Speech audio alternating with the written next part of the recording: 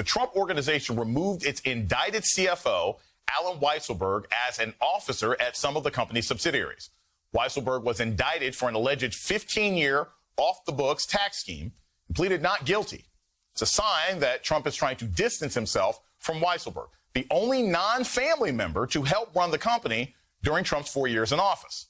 The Wall Street Journal breaking this story, adding, quote, his removal comes amid discussions of potential changes in the chief financial officer's duties, responsibilities, and possibly title at Trump's company.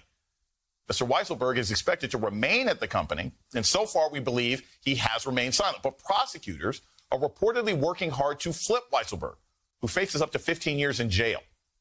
Joining me now is former federal prosecutor and CNN legal analyst Elie Honig. He's the author of Hatchet Man, How Bill Barr Broke the Prosecutor's Code and Corrupted the Justice Department. Elie, I'll start with this. For a lot of the lay people out there, this is the Trump organization is terrible, blah, blah, blah. We hear something new and terrible about it every day. But Weisselberg basically showing up at work today and realizing that his key card doesn't work into certain offices, that seems like a change. So what's the significance now of him being relieved of duty from certain parts of the Trump organization now that he's under investigation? Jason, it's something to watch. It's fairly common in this kind of situation to see a corporation try to limit or distance itself, as you said, itself from somebody who's been indicted. What I'm looking for here, though, are we going to see more dramatic signs of a split? For example, will there be a firing or a quitting? That would be a much bigger deal. Will Weisselberg change lawyers? Sometimes that shows you that someone's had a change of heart. So you're absolutely right. This is the person prosecutors are trying to flip. There's no indication they've succeeded before, but this is something to watch. So sometimes jail time motivates people, sometimes money, sometimes it's concerns about another relative. In your experience, what does it take to flip somebody like Weisselberg? Trump doesn't pick his cronies and his assistants very easily. These are people who have demonstrated a tremendous amount of loyalty to him. What would prosecutors have to bring to bear to even get someone like Weisselberg to think about trading in information for his own protection against Trump or members of Trump's family? You said the exact right word, Jason, and that is loyalty. This is an intensely personal, individualized decision that all comes down to loyalty. Is he going to remain loyal to the Trumps who he's been with for decades, or is he going to be frightened enough, to put it bluntly, by the indictment to try to save his own hide? And if you look at that indictment, the evidence against Weisselberg looks fairly strong, in my estimation. The penalties he's looking at, however, are not super high. They're not the type that typically gets people to flip. On the other hand, the man's about to turn 74 years old, and the threat of any jail time has got to be imposing. Yeah, I can't imagine that he can just sort of laugh off the idea of doing a bid 6, 12, 8 months. It doesn't even matter if it's a low security prison or an ankle bracelet. I want to go back to your book because I think this is really fascinating. So you talk about how William Barr basically broke the prosecutor's office and limited our government's ability to actually do the kind of investigations. In your mind, is William Barr directly or indirectly related to sort of what we're seeing now? Was his desire to remain completely loyal to Donald Trump and act as his personal lawyer prevent local and even federal prosecutors from looking into the Trump organization over the last couple of years, and therefore now it's following to people after Trump left office?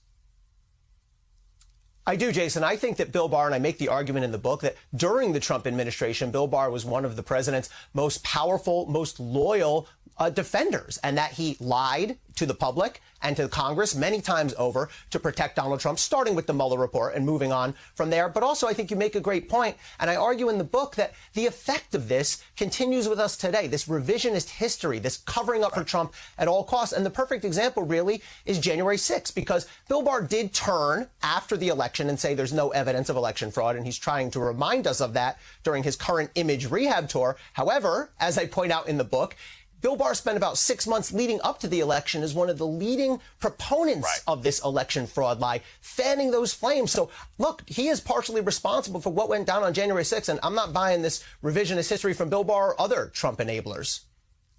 I mean, and you point out also, it's interesting, William Barr was a respected lawyer and a member of the sort of legal community for a very, very long time. He wasn't a lifelong Trump loyalist. And look, usually these politicians ain't loyal, right? Why would someone who had the reputation that William Barr had prior to this moment basically throw it all away? Is he hoping that history will judge him as being a hero, or did he really think that Donald Trump was going to be the forever dictator and he would be covered for the mistakes and violations that he committed? Yeah, a couple things. So first of all, Bill Barr, like many decent people before him, got pulled into the Trump world, became intoxicated with the power, and compromised his morals and his values and his judgment as a result. Also, and I argue in the book, Bill Barr has this very extreme version of the law where the president should be entirely untouchable. And I show in the book how he took it to a ridiculous length and consistently lost in the courts. Also, we found some old speeches that Bill Barr had given that show that he is what I call a real culture warrior. He has espoused this idea that, and I quote, God's law is the only proper way to organize a society. And so he had some extreme views. The other thing, Jason, that really strikes me is Bill Barr gets away with a lot of this because unlike, say, a Jim Jordan or a Marjorie Taylor Greene, he's not loud and abrasive and in your face. He has a quiet manner about him, but the stuff he did was just as damaging, if not more so, because he did it as the Attorney General. He was literally doing the quiet part loud in the administration. Elie Honig, thank you so much for your time coming on The Beat tonight. Again, the book is Hatchet Man. Go pick it up.